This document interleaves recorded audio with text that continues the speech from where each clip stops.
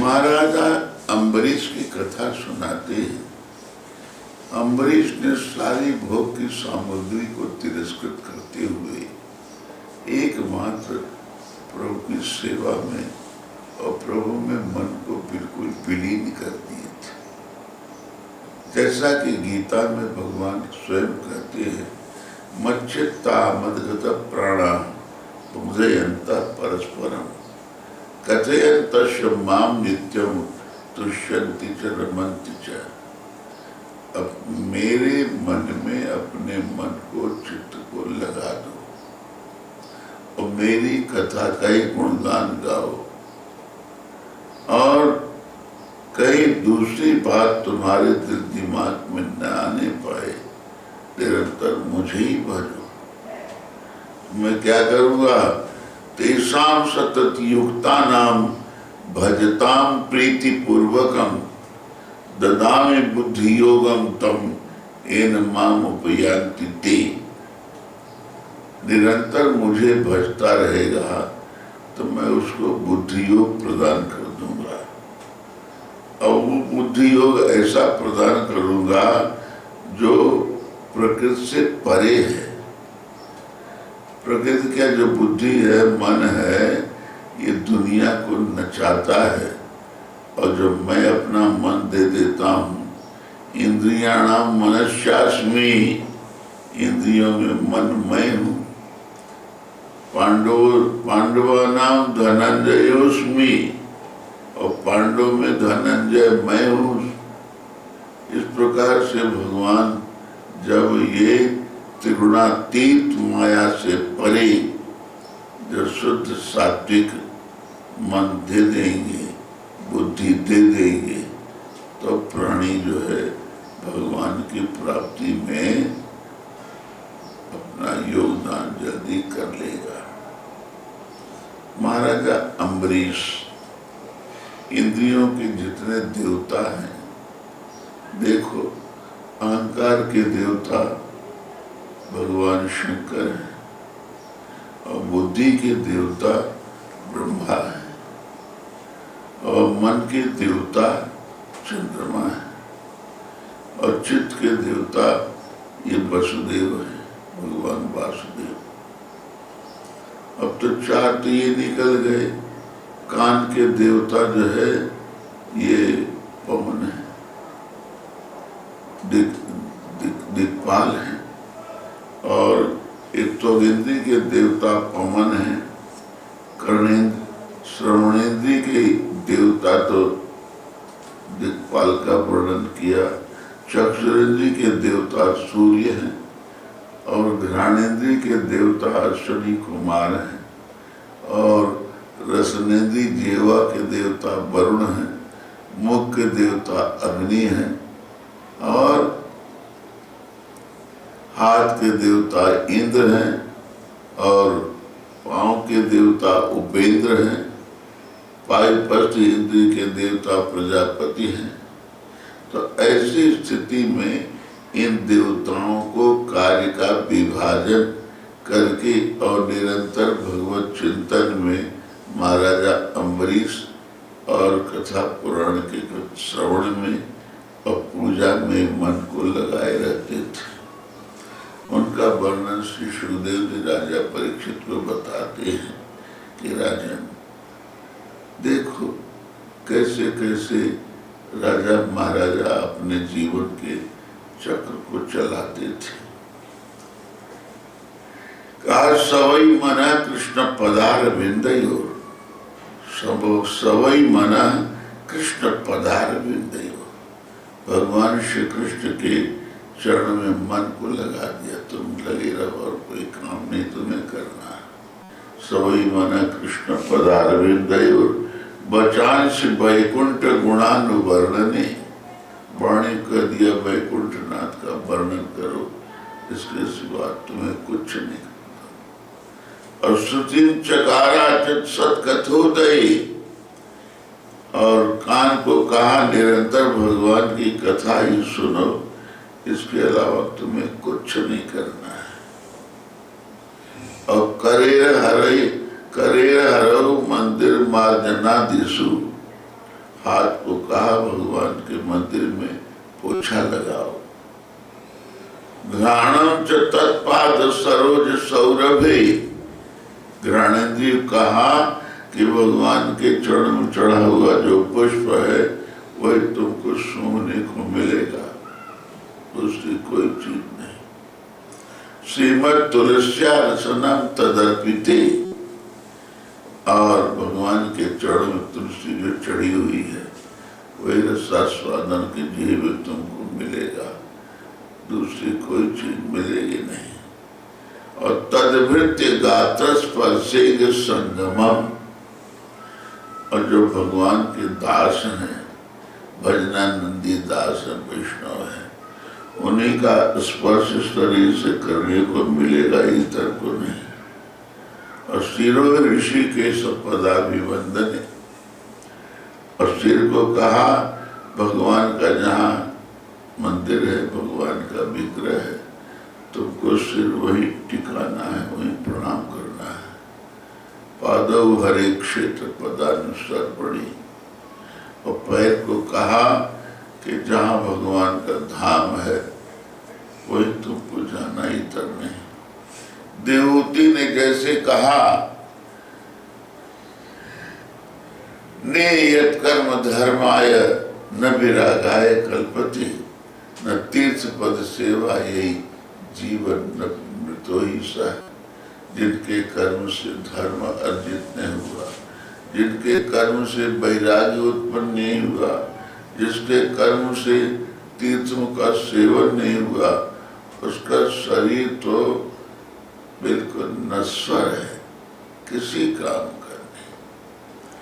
ऐसी स्थिति में भगवान ब्रह्मर्षि राजर्षि महाराजा अम्बरीश अपने सारी इंद्रियों को भगवान की सेवा में लगाए।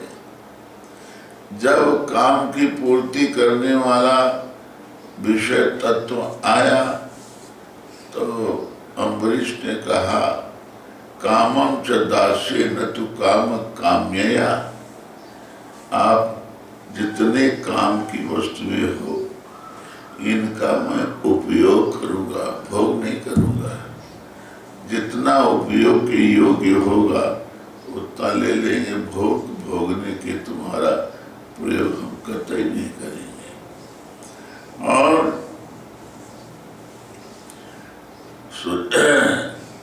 जितने अच्छे लोग हैं और भगवत कथा ही सुनाते सुनते हैं तो यथोत्तम श्लोक जनेषु सख्यम संसार चक्री भ्रमत स्वकर्म भी, मैंने इनका ही साथ में अवलंब लूंगा, कामी पुरुषों का साथ कभी नहीं लूंगा। ऐसा महाराजा अम्बरीश अपनी दिनचर्या को संपादित करते थे। एक बार दुर्वासा ऋषि, जो दुर्वासा अनसुईया के यहाँ शंकर के तेज से दुर्वासा बने, ब्रह्मा के तेज से चंद्रमा बने और विष्णु भगवान के तेज से दत्तात्रेय भगवान बने। त्रिविध देवों को अनसुईया ने अपनी शक्ति से और अपने पति के तप प्रभाव के कारण बना दिया। आज दत्तात्रेय की कीमत, चंद्रमा की कीमत और दुर्वासा महान क्रोधी आगे महाराजा अम्बरीश के यहाँ। अम्बरीश ने देखा कि ऋषिवरी पधारे हैं, महाराज स्नान बनाओ और प्रसाद का समय आप उसको ग्रहण कीजिएगा। निमंत्रण दे तो दिए, गए अपने शिष्यों को लेकर गंगा स्नान करने के लिए। इधर द्वादशी अपगता हुई और त्रयोदशी प्रदोष का समय लग रहा था। उसी बीच में आचार्य श्री ने कहा महाराज त्रयोदशी लग जाएगी, उसके पहले पारण कर लो आप। तो चरणों तक जैसे ही लिए दुर्वासा आ गए, श्राप देने लगे, अभी तुमको भस्म कर दूंगा। एक अतिथि को आमंत्रित करने के बाद ऋग्वेद कहता है नोच्छिष्टम कस्यचित् दद्यात्, उच्छिष्ट भोजी स्वानो भवति, जूठा खाने वाला कुत्ता बनता है। उत्कृष्टम शिष्टम उच्छिष्टम कहते भगवान को सबसे पहले चौके में रखा हुआ भोग लगा दो, वो उच्छिष्ट जो है पावन हो जाता है। उसके बाद किसी ऋषि महात्मा को भोजन करवा दो, वो भी उच्छिष्ट नहीं माना जाता है। परंतु घर में भोज्य पदार्थ बना और टिफिन तैयार करके किसी लड़के को दे दिए तो भोजनालय का जितना भोजन है सब उच्छिष्ट हो गया, भगवान को भोग लगाने के लायक नहीं रहा। इसलिए बहुत सावधानी से वस्तु का संग्रह हो और उसको खाने में लगाना चाहिए। अष्ट, दुर्वासा ने अपनी कृत्या नामक अग्नि को छोड़ा, जाओ भस्म कर दो। तो कृत्या चली महाराजा अम्बरीश को भस्म करने के लिए।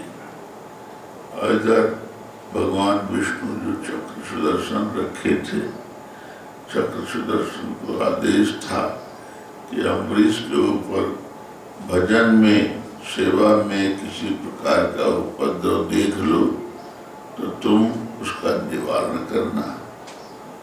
अब चक्र के आगे कृत्या प्रत्या क्या चलती है, वो तो कृत्या भीत्या हो गई, भग गई। अब महाराजा अम्बरीश को तो छोड़ करके दुर्वासा दौड़े पितृधाम, सब लोगों में भ्रमण करते करते आ गए। काऊ ने बैठे में कहा न कोई कोई नहीं कह रहा कि हमारे पास बैठ जाओ, सबको डर लगा रही, पीछे पीछे सुदर्शन लगा है। विष्णु भगवान के संगी गए कि प्रभु हमारा पीछा सुदर्शन पकड़े कि भाई मैं क्या करूं, मेरे हाथ में कुछ सत्ता तो है नहीं, पर जिस भक्त को निरंतर वो भक्त सारी संपदा और सारे माया प्रपंच को तिरस्कृत करके एकमात्र मुझे ही भज रहा है, और जाति पाति कुल धर्म बढ़ाई और प्रिय परिवार स्वजन सुखदाई, सब तज तुम्हें रहे उरलाई, तेके हृदय में सौर उड़ाई। सब कुछ छोड़ करके मेरा ही भजन कर रहा है। अगर मैंने दुर्वासा अम्बरीश की रक्षा करने के लिए सुदर्शन चक्र को दे दिया तो बुरा नहीं किया। हाँ, तुम्हारी रक्षा जो है वहीं जाओ, वहीं तुम्हारी रक्षा हो। दुर्वासा दौड़ते दौड़ते आए, पीछे चक्र सुदर्शन, और दुर्वासा जैसे ही महाराजा अम्बरीश को प्रणाम करने वाले थे, इतने में अम्बरीश हाथ जोड़े, हे प्रभु सुदर्शन भगवान, यदि लेश मात्र भी भगवान विष्णु में हमारी मति हो तो मैं आपसे प्रार्थना करता हूँ, नमस्कार करता हूँ कि स्वामी के ऊपर, ऋषिवरी के ऊपर से आप अपने प्रभाव को हटा लो नाथ। चक्र सुदर्शन अपने यथास्थान आ गए। दुर्वासा जी भोज्य पदार्थ पावन करने के बाद बड़ी यथास्थान चले गए। दुर्वासा जी के जाने के बाद अब आगे कथानक भाग को राजा परीक्षित को श्री सुखदेव जी सुनाते हैं बड़े प्रेम से कि देखो भगवान की कथा में, कथा से क्या होता है, कथा से व्यथा दूर होती है। जिस समय अशोक वाटिका में भगवान हनुमान जी गए और बहुत बहुत व्यथित मना दुखी थी माता जानकी। तो रामचंद्र गुण बनने लगा।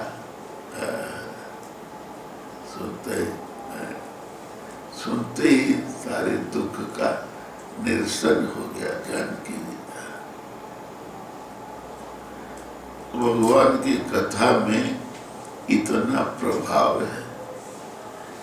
चंपू रामायण में कहते हैं कि बीणाम बिलोड्यति लुंचति धैर्य मार्य भीतिम भिनत्ति परिरुपति चित्तवृत्तिम नामैव यस्य कलितम श्रवणोपकंठे रूपम कथम न कुरुताम सखमद विधाना।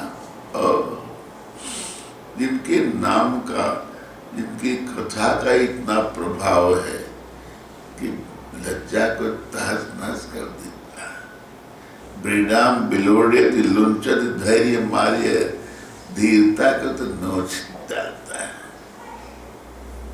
और नामैव यस्य कलितम श्रवणोपकंठे, जिसने भगवान का नाम श्रवणेंद्रिय के समीप लाए, इतना हुआ तो नाम का प्रभाव जब इतना है, तो जिसने भगवान का रूप देख करके भगवान का गुणगान गाया होगा, तो रूप कैसा रहा होगा भगवान का, इसका वर्णन करना बड़ा कठिन है। अस्तु, आगे कथा के परिप्रेक्ष्य में बुद्धि को ले चलते हैं। देखो भगवत कथा में किन किन भावों का समावेश कैसे किया गया है। राजा ययाति की कथा। यदुकुल भूषण राजा ययाति भोग भोगते भोगते वृद्धावस्था को प्राप्त हो गए। पुनः भोग में इनकी निष्ठा बनी हुई थी और भोग पूरा इनका हुआ नहीं। इन्होंने अपने लड़कों में से जवानी मांगा, कोई जवानी हमको दे दे। तो सबसे छोटा लड़का जो था अपनी जवानी दिया। इनको जो है जवानी प्राप्त होने के बाद में राजा ययाति को ज्ञान हो गया। अपने शरीर में आई हुई जवानी भोगते भोगते वृद्धत्व को जो प्राप्त हो गया, अब दूसरे की जवानी लेकर के वही नित्य कर्म करने जा रहा हूँ, वैराग्य हो गया। तो वैराग्य जो है कहते हैं और कर्माणि कुर्वीत न निर्विदेत यावता। कर्म तब तक करना चाहिए प्राणी को जब तक वैराग्य उत्पन्न न हो जाए। तावत कर्माणि कुर्वीत न निर्विदेत यावता मत कथा श्रवणादौ वा यावत श्रद्धा न जायते। कहते मेरी कथा भी तब तक उस प्राणी को सुनना चाहिए जब तक श्रद्धा बलवती न हो जाए। जब श्रद्धा बलवती हो जाएगी और वैराग्य जग जाएगा तो कर्म करने में कोई इसकी चाहत नहीं होगी। क्यों? न माम कर्माणि लिम्पन्ति न मे कर्म फले स्पृहा इति माम यो भी जानाति कर्म भी न सबध्यते। मुझे कर्म बांध नहीं सकता, कर्म मेरी कोई स्पृहा नहीं है। ऐसा मुझ तत्व को जो अच्छी तरह समझ लेता है वो भी कर्म बंधन से बंधता नहीं, परंतु उसको विश्वास नहीं हो पाता। विश्वास अभाव में वो प्राणी विविध प्रकार के कर्मों से उलझता जाता है। जन्म अनेक किए नाना विधि कर्म की चित सान्यो यद्यपि विषय संग लयो दुषा दुख विषम जाल अरुझान्यो तदपि न तजत मूढ़ ममता बस जानत हूँ नहीं जाने। जानते हुए भी अनजान जैसे उस विषय को इतना भोगने के बाद फिर भी भोग रहा है। ये कितनी प्रबलता माया की है। बोलो कृष्ण भगवान की जय। एक बार बोलो प्रेम से सिया राम राम राम। एक बार बोलो प्रेम से सिया राम राम राम। दशरथ कुमार जानकी दशरथ कुमार जानकी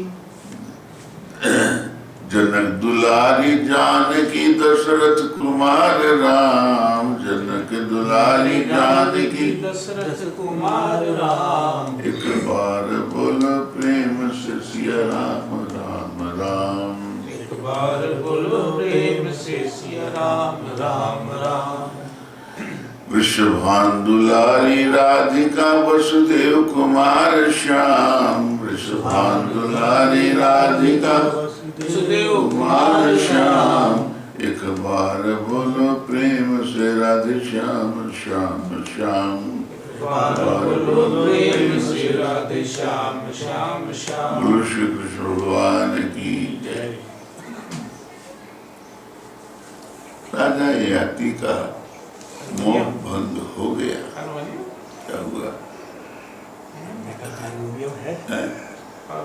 अरे हारमोनियम तो रखा, हारमोनियम में तबला सब रखे और क्या करें, उसको अपने को पसंद नहीं। क्योंकि ये तो भगवान की कथा में ईश्वर मात्रा गान लेकर के व्यवसाय की ओर ले जाता है। कहते हैं भोगैश्वर्य प्रसक्ता नाम तया प्रहित चेतसाम व्यवसायत्मिका बुद्धि समाधौ न विधीयते। जब प्राणी गान में अपना मन लगा लेता है तो कर्म में व्यंग्यता दोष आता है। कर्म क्या? तुम भगवत कथा सुनाने गए और गाने लगे, कर्म में व्यंग्यता दोष आया। कात्यायनी को पूजा करने के लिए जब गोपांगनाएं जा रही थी तो भगवान चीरहरण प्रसंग में भगवान 4 बातें बताए गोपिकाओं को। गोपी, एक तो तुम लोग जा रही थी कात्यायनी की पूजा करने के लिए और वो कर्म छोड़ करके तुम्हारी बुद्धि लग गई मुझ में, तो कर्म में व्यंग्यता दोष नहीं आना चाहिए। कई दोष हैं, शास्त्रकारों ने कहा है। अब गए भगवान की पूजा कर रहे हो, माचिस नहीं तो माचिस लेने चले गए एक बार, और थूकना कहीं स्टीवन कार्य हुआ तो थूकने चले गए, फिर व्यंग्यता दोष आया। कहते हैं बत्ती बनाए थे उसमें घी कम था तो घी लेने चले गए, तो फिर कर्म में व्यंग्यता। कई बार कर्म में व्यंग्यता जिसके आ जाती है वो कर्म जो है वो पूरा मान्य नहीं होता। देखो, दोनों माता और बेटी दोनों ने सत्यनारायण कथा की। भगवान की कथा पूर्ण नहीं हुई, आरती नहीं हुई, उसके पहले माँ ने कहा बेटी आरती कर लेना, प्रसाद वितरण करना, और मैं अपने दामाद को देख लूं, और पति क्या माल लेके आए जरा देख तो लूं। चली गए देखने के लिए, कर्म में व्यंग्यता दोष आया। माँ के जाने के बाद में बेटी भी चली कि कम से कम मैं अपने प्राणनाथ को देख लूं, पिता को देख लूं। भगवान सत्यनारायण रूठ गए, तुम्हारा कर्म तो पूरा हुआ ही नहीं, और कर्म में एक व्यंग्यता दोष ये भी है। भगवान की कथा सुना रहे, इतने में बड़ा आदमी लखपति करोड़पति अंबानी जैसा आ गया, भैया साहब आओ बैठो, बड़ी आसानी है। कर्म में व्यंग्यता दोष नहीं आना चाहिए, बहुत संभाल के कर्म करना चाहिए, तब जाके कर्म की पूर्ति होती है। उपनिषदकार कहते हैं कुर्वन्नेवे कर्माणि जिजी विशेषत गुंसमाः एवं त्वयि नान्यथे तोस्ति न कर्म लिप्यते नरे। रे नर, अगर तू जीना चाहता है तो कर्म कर, में स्पृहा मत रखो, लगाव मत करो, अनासक्ति होकर के कर्म करो, आसक्ति को मत अपनाओ, तब जाकर के कर्मणाएव संसिद्धि मास्तिता जनकादयः स्वकर्मणा तमभ्यर्च्य सिद्धिं विन्दति मानवः। मनुष्य अपने ही कर्म के द्वारा सिद्धि प्राप्त कर सकता है। भगवान विश्वामित्र के तप प्रभाव से त्रिशंकु स्वर्गारोही बने, देवताओं ने ढकेल दिया, आज तक त्रिशंकु लटके हुए हैं। दूसरे के कर्म के बल से तुम जाना चाहते हो। भरत जी ने कहा, भैया हनुमान, तुम मेरे बाण को बैठो और अभी क्षण मात्र में आपको जहाँ रघुवीर है वहां पहुंचा देता हूं। हनुमान जी ने कहा, भैया भरत, कर्म में व्यंगता दोष आ रहा है। कहले, कैसा? कर्म मुझे करना चाहिए था, अपने कर्म को छोड़ करके बाण पर जाऊंगा, मेरे कर्म का तो दोष आ गया। तो कर्म में व्यंगता दोष को मैं देख रहा हूँ, इसलिए आपसे नमन करता हूँ कि मुझे बाण को बैठने की अनुमति न दो। बोलो राधे राधे। राधे राधे। नहीं मान रही, घड़ी घड़ी कल से बंद ही कर दोगे, हो जाए तो बस बात हो जाए। तो इन सब कर्मों को कर्म करने के पहले देखना चाहिए। हमको 3 दिशा देने वाले हैं। एक तो शास्त्र प्रमाण है, दूसरा प्रत्यक्ष प्रमाण है और तीसरा अनुमान प्रमाण है। ये 3 ही प्रमाण ये रामानुजाचार्य जी मानते हैं। कोई 6 मानता है, कोई 12 मानता है, कोई 8 मानता है। विविध प्रकार, कोई अर्थापत्ति, अनुपलब्धि, अनुमान, उपमान, सबको मिला करके बहुत से प्रमाण मानते हैं। परंतु स्वामी रामानुजाचार्य कहते हैं ये तीनों प्रमाणों में सब जितने प्रमाण अंतर्हित हो जाते हैं। इसलिए प्रत्यक्ष देखने पर, भगवान को प्रत्यक्ष नहीं देखे तो प्रत्यक्ष शास्त्र को मानो। शास्त्र कहता है तद दूरे तदवंती के, इतने समीप में परमात्मा है कि दिखाई नहीं पड़ रहा है, और इतने दूर परमात्मा है कि आप उसको नहीं देख सकोगे, इतना सूक्ष्म है।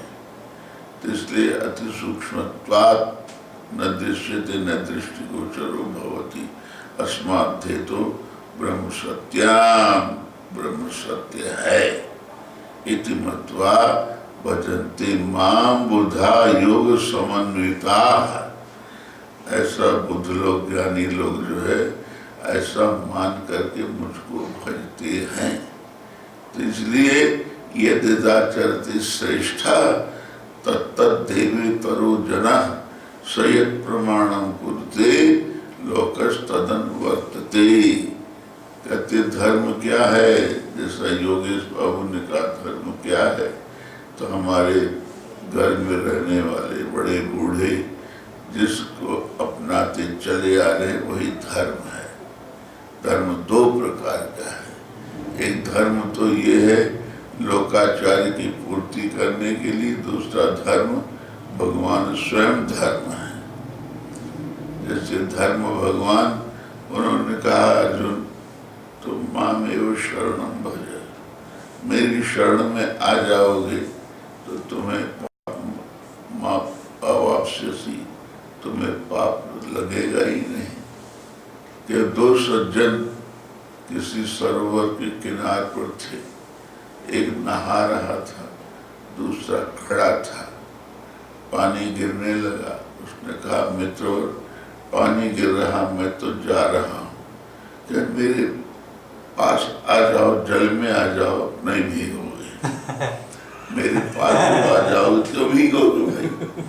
जो ऊपर से पानी गिर रहा है तो उसको तुम भीगना मान रहे हो, और जब मेरे पास कंठ जल में आ जाओगे तो भीगने का है क्या रहेगा। वैसे भगवान कहते हैं सब तज तुम्हारी रहे और लाई और तेही के हृदय में सब रख लाई। इसलिए सब कुछ छोड़ो, और छोड़ते बन नहीं रहा है, डिंडिम घोष कर रहे हो हरे राम राम राम हरे हरे। भगवान आगे क्या, वो तो दुनिया को रिझाने के लिए तुम कर रहे हो। सब इतना कह देने से तुम चैतन्य महाप्रभु थोड़ी बन जाओगे। चैतन्य महाप्रभु तो इतने अगाध नेह से भगवान को भजते थे कि उनकी दृष्टि में कोई दिखता ही नहीं था, समझे। यहाँ मृदंग बजाने वाला अलग दिख रहा है, ताल बजाने वाला अलग, चैतन्य महाप्रभु आपसी में लीन है, समझे। मृदंग और तबला में अंतर है, तबला और डीगा दोनों अलग अलग रहता है, मृदंग और ढोलक एक ही रहता है, दोनों तरफ पुटी करती है और मृदंग उसको मान लेते हैं। इसलिए विषांतर न हो, भगवान में बहुत संभाल करके भजन करो। कहते हैं गोस्वामी जी ने कहा कामी नारी प्यारी जिमी और लोभी प्रिय जिमी धाम तिमि रघुनाथ निरंतर प्रिय लागो मही राम। हे प्रभु, जैसे कामनी नारी कामी पुरुष को अच्छी लगती है और कृपण कंजूस को धन प्रिय लगता है, उसी प्रकार से कई गुना अधिक मुझे आप प्रिय लागो प्रभु। यह विनती रघुवीर गोसाई चाहो न सुगति सुमति संपत्ति कछु रिद्धि सिद्धि विपुल बढ़ाई हेतु रहित अनुराग राम पद बड़े अनदिन अधिकाई। कुटिल कर्म ले जाय मोहि जहाँ जहाँ अपनी बरियाई तह तह जन छीन छूह छाड़ियो कमठ अंड की नाई। यह विनती रघुवीर गोसाई। या जग में जहाँ लगिया तनु की प्रीति प्रतीति सगाई सो सब तुलसीदास ही प्रभु सो हो सिमट एक ठाई। यह विनती रघुवीर गोसाई। ऐसा गोस्वामी जी ने भगवान से प्रार्थना की। अस्तु, बोलो श्री कृष्ण भगवान की जय। गोविंद जय जय गोपाल जय जय गोविंद जय जय गोपाल जय जय राधा रमण हरि गोविंद जय जय राधा रमण हरि गोविंद जय जय गोविंद जय जय गोपाल जय जय गोविंद जय जय गोपाल जय जय राधा